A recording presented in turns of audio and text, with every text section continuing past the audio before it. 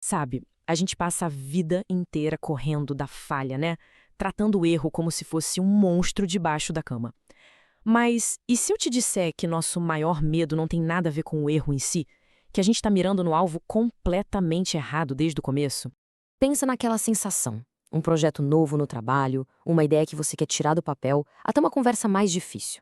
Bate aquela paralisia, aquele frio na barriga antes mesmo de dar o primeiro passo. É o medo de não ser perfeito, de não dar conta, que simplesmente trava a gente na linha de partida. Mas a raiz desse medo é mais funda do que parece.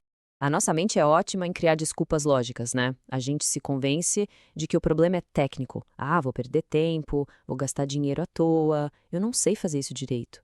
Só que, no fundo, essas são só historinhas que a gente conta para esconder uma verdade que é bem mais desconfortável.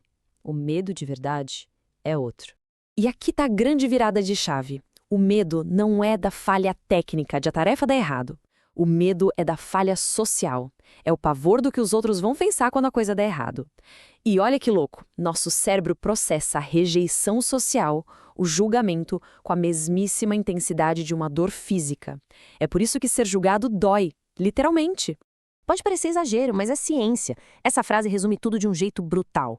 Para nossa biologia, uma crítica no meio de uma reunião ativa os mesmos circuitos de alarme que um dia nos protegeram de um predador na savana.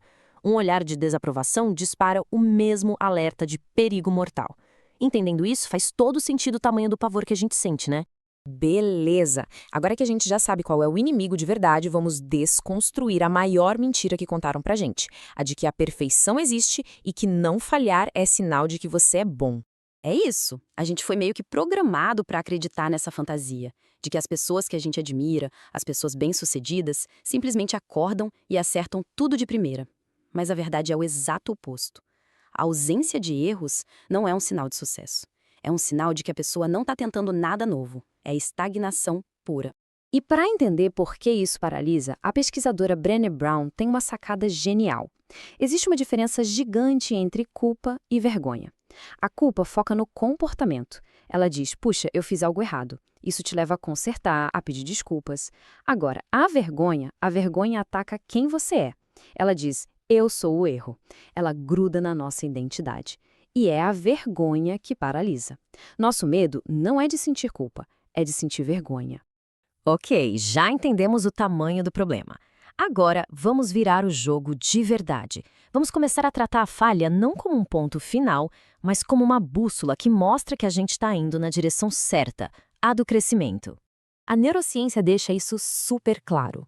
Uma pesquisa da Carol Dweck mostrou o que acontece no cérebro quando a gente erra. Quem tem a mentalidade fixa, que acredita que a habilidade é algo que você tem ou não tem, o cérebro praticamente desliga diante de um erro. Ele foge. Agora, quem tem a mentalidade de crescimento, que entende que tudo pode ser aprendido, o cérebro fica em chamas, ele acende, ele se engaja, ele quer entender o que aconteceu para aprender com aquilo. E o processo de evolução é exatamente esse aqui. Ninguém para de falhar. O que muda é o nível do jogo. Primeiro, a gente falha no básico, aprende, melhora, e aí passa a falhar no intermediário. Fica bom nisso e adivinha, começa a falhar no avançado. A falha, na verdade, é a prova de que a gente está subindo de nível. Então, o ponto crucial é este. O objetivo não é parar de falhar. O objetivo é ficar tão bom em alguma coisa que você ganha o direito de cometer erros mais interessantes, mais complexos.